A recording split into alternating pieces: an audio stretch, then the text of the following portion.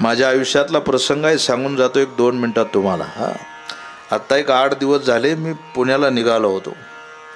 आमच्या वडिलांचं वय 87 आहे, आमच्या आईचं वय महाराज 75च्या घरात आहे. आईचे गुडघे दुखतात काय. पुण्याला निघालो. आई मला म्हटली, महाराज लय गुडघे दुखतात, गोळ्या आणा वयात आणा गुडघ्याच्या. आईला म्हटलं बरं बरं आणतो, ध्यान करून बरं. काय गेलो, कोर्टाचं काम होतं आम्हाला पुण्यामध्ये. 5 वाजले. गणगणीमध्ये महाराज काय घरी यायला रात्रीचा 1 वाजला, पण गोळ्या काय लक्षात राहिल्या नाही. आजही रोज महाराज गाडी 1 वाजता घरी येऊ द्या, 2 वाजव द्या, 3 वाजव द्या, आई नाही उठत, बायको नाही उठत, पण 87 वर्षाचा बाप उठतो बा. रात्री 4 वाजता आलेलोय मी घरी. मध्ये 4-5 दिवस बाहेर होतो. घरी आलो रात्री. 87 वर्षाचा बाप मला म्हणतो, महाराज फिरून घ्या, मी आहे तोपर्यंत. काय फिरून घ्या, मी आहे तोपर्यंत. पण मी गेलो ना, रोज घरी यावं लागेल, विसरता कामा नाही. याचं नाव बाप आहे काका. याचं नाव बाप आहे. आज पुण्यावरून आलो होतो, परंतु गोळ्या लक्षात राहिल्या नव्हत्या. गाडीचा दरवाजा उघडला, बाप गाडीच्या दरवाजाजवळच उभा होता. बाप मला म्हटला, महाराज गोळ्या आणल्या का रे आईच्या. मग लक्षात आलं. बाबा लक्षातच नाही राहिलं आईच्या गोळ्याचं. बाप मला म्हटला, लक्षात नाही राहिलं तुझ्या, लक्षात नाही राहिलं तुझ्या गोळ्याचं. अरे 11 वाजेपर्यंत आरडत होती ती, का गुडघे दुखतायत माझ्या. अरे मी म्हणत होतो गोळ्या आणतो. ती म्हटली, माझा मुलगा गोळ्या आणणार आहे, मी गोळ्या घेईल आणि मग मला फरक पडेल. अरे आरडत आरडत झोपली, तुझ्या लक्षात नाही राहिलं गोळ्याचं. मी म्हटलं, बाबा सकाळीच दवाखान्यात नेतो. बाबा चूक झाली, एवढ्या वेळ सकाळी दवाखान्यात नेतो. अरे सकाळी नेशील रे दवाखान्यात, पण सकाळपर्यंत जर ती तुला पाहायला राहिली नाही तर. माझ्याही डोळ्यातून पाणी आलं. बाबा का असं का बोलता तुम्ही, का बोलता बाबा असं. बाबा एवढ्या वेळेत चुकलं माझं, नाही राहिलं गोळ्या लक्षात. बाबा रात्रीचा 1:30 वाजला. बापानं कोपरीच्या खिशात हात घालावा काका आणि एक 4 गोळ्याचं पाकिट काढलं आजीबाई आणि माझ्या हातात दिलं. मी म्हटलं, का हो बाबा. बाप म्हटलं, हे बघ या गोळ्या दे, तुझ्या आईला उठव आणि एक काम कर, आईला या गोळ्या घ्यायच्या सांग. पण तुला माझी शपथ आहे, मी आणल्या सांगू नको, तू आणल्या सांग. याचं नाव बाप आहे काका, याचं नाव बाप आहे काका. बापाला विचारलं, का हो बाबा गोळ्या तुम्ही आणलात, माझं नाव सांगितलं. बापानं सांगितलं, बाबा मी गोळ्याच काय, माझ्या नावानं इंजेक्शन जरी दिलं ना, तुझ्या आईला फरक नाही वाटणार. पण बाबा लेकानं साधी गुडघ्याची गोळी आणली म्हणून तिला एखादी लेमन गोळी जरी खायला दिली ना, तरी तिच्या गुडघ्याला बरं वाटेल. हे माय लेकराचं प्रेम आहे बाबा. बाप आणि महाराज खूप अतूट नातं आहे. बाप मुलाचं, बाप आईचं खूप जगावेगळं नातं आहे. आजही महिला मंडळ 55 वर्षाची पोरगी आहे, 55 वर्षाची लेक. आई जाणार आहे आता, आईचा अंतकाळ जवळ आलाय. इकडून फोन केला भावांनी, आके अगं तुझी आई वाट पाहती, तुझी आई जाईल, भेटून जा पोरी.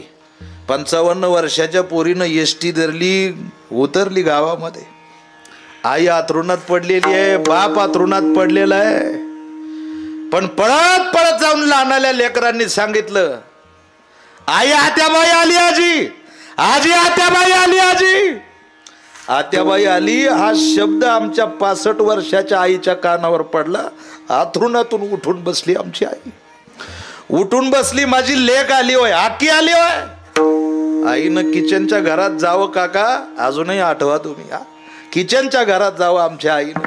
65 वर्षाच्या आईनं टोपल्यातून भाकर काढावी, भाकरीचे 2 तुकडे घ्यावे, तांब्याभर पाणी घ्यावं आणि लेकीच्या डोक्यावरून तुकडा वळावा. 1 तुकडा उजव्या बाजूला फेकावा, 1 तुकडा डाव्या बाजूला फेकावा, पाणी रस्त्यावर ओतावं.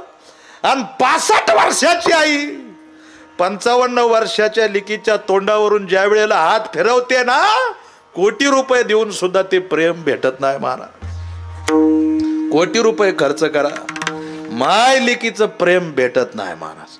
एकदा असं सांगतात, मुलीच्या बाबतीत आईवडील गेले का तिच्या माहेरला पूर्णविराम झाला समजावा, आणि मुलाच्या बाबतीत आईवडील गेले का त्यानं महाराष्ट्रामधलं चालतं फिरतं दैवत संपलं म्हणावं. जगाच्या बाजारामध्ये आई महत्वाची आहे, बापही महत्वाचा आहे. हा, फक्त एकच विनंती आहे, जुनं जे माय लेकीचं, जुनं जे बाप लेकीचं नातं होतं ना, हे नातं आता मुलींनी टिकवलं पाहिजे बा, एवढी विनंती आहे. हा, ह्या जुन्या आयांना, ह्या जुन्यांना विचारा, हा, डोळे का पाणावले तुमचे, का डोळ्यातून पाणी येत आहे, याच्या पाठीमागं कारण आहे, हे तुमच्या माय लेकीच्या नात्यातली ताकद आहे, हे तुमच्या बापाचं असलेलं तुमच्यावरचं प्रेम आहे. हा, आजही विचार करा, आज तुम्हाला सासऱ्यापेक्षा तुमचा बाप ज्यादा प्रिय वाटतो का हो? बाप आणि मुलगी अतूट प्रेमाचं नातं सांगितलंय काका.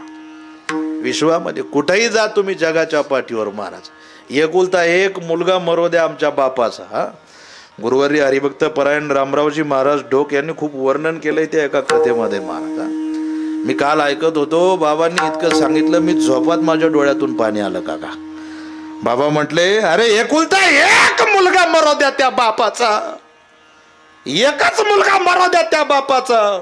तो बाप मुलाच्या अंत्यविधीत रडत नाही, पण मुलगी वाट लावताना भर मंडपात रडल्याशिवाय राहत नाही. त्याचं नाव बाप आहे काका. नाही, आपण म्हणतो बापाला रडता येत नाही, पण बापाचंही खूप प्रेम असतं महाराज पोरीवर. भरपूर उदाहरणं आहेत. माझा विषय आई आणि बाप आहे, मी आई बापाविषयी बोलायला लागलो तर मला भान राहत नाही काका. म्हणून आईची सेवा, बापाची सेवा ईश्वर सेवा आहे. आणि आज या थेटे परिवारातून गेलेला आहे बाप, त्यांची सर्व मुलं महाराज, आमचे गोपीनाथ दादा, त्याच पद्धतीनं श्री भगवंत दादा, 2 मुलं आहेत ना, हा 3 मुली आहेत महाराज, गंगा भागीरथी छायाताई, सौभाग्यवती सविताताई आणि सौभाग्यवती प्रमिलाताई. या 3ही मुलींना विचारा, या वर्षभरात माहेरात ये जाय चक्र केले असतील त्यांनी, पण बाप दिसत नाही महाराज आता. हा, तुम्ही किती बघा, श्राद्धाचं मी आल्यावर पाहिलं, मला लई वाईट वाटलं, माझं अंतकरण भरून आलं काका. मी आत्ता तुम्हाला, मी त्या मुली पाहिल्या नाही यांच्या, पण आबा तुम्ही मला सांगा, आत्ता मी त्या 3ही मुलींना या मंडपमध्ये उभा करीन महाराज. का माहिती आहे का, आल्या आल्या मी इथं बसलो मंडपमध्ये, कीर्तन चालू व्हायच्या अगोदर त्यांच्या डोळ्यात पाणी होतं महाराज. हे बापाविषयीचं प्रेम आहे. बाप गेल्यानंतर जाणीव होते बा त्याच्यात महाराज. ज्यानं कष्ट करून एवढं मोठं साम्राज्य उभं केलं, मला आल्यानंतर सांगितलं मंडळींनी, परमार्थात खूप मोठा सिंहाचा वाटा होता त्यांचा. हा, या पारमार्थिक पत्रिका तुम्ही खूप सुंदर लिहिले, त्यांच्या फोटोखाली राम कृष्ण हरिया, याच्यावरून कळतं महाराज माणूस धार्मिक, तुम्ही सगळी जाणकार माणसं. पण सृष्टीचा नियम आहे, आलेल्या माणसाला जावं लागतंय काका. हा, एकच शेवटचं वाक्य सांगतो, माझ्या सेवेच्या पूर्णत्वाकडे जातो. आई वडील गेल्याचं दुःख प्रत्येकाला होतं, महिला मंडळ बरं का, या मुली जरा लक्षपूर्वक आहे का. पण माझा बाप मला नेहमीच सांगतो, आता परवा दिवशी आमचे वडील मला म्हटले, महाराज लय हसता तुम्ही. काय म्हटले, लय हसता तुम्ही माझे वडील मला म्हटले. म्हटलं का हो बाबा, लय हसता पण तुम्ही एक दिवस रडणार आहे. म्हटलं का हो बाबा, कधी रडणार आहे.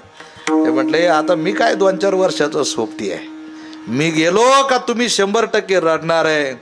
पण हे बघा महाराज, मी गेलो ना तुम्ही रडणार आहे, पण माझ्या आत्म्याला शांती भेटावी असं जर तुला वाटत असेल ना, रडता रडता एकदा माझ्या प्रेताकडे पाहून गालात हसायचं बुवा, माझ्या आत्म्याला शांती भेटेल. याचं नाव जीवनाचा आनंद आहे काका.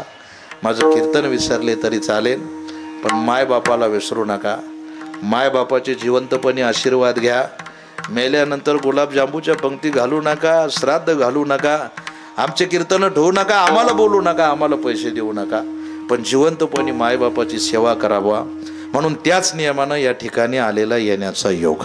कैलासवासी पिताश्री महाराज, चेहऱ्याकडे पाहून माणसाची वागणूक कळते महाराज. या पद्धतीचा हा फोटो आमच्या बाजीराव दादांचा, श्री बाजीराव जगन्नाथ पाटील थेटे. आणि हा सर्व थेटे परिवार, या थेटे परिवारावर प्रेम करणारी आपतेष्ट नातेवाईक.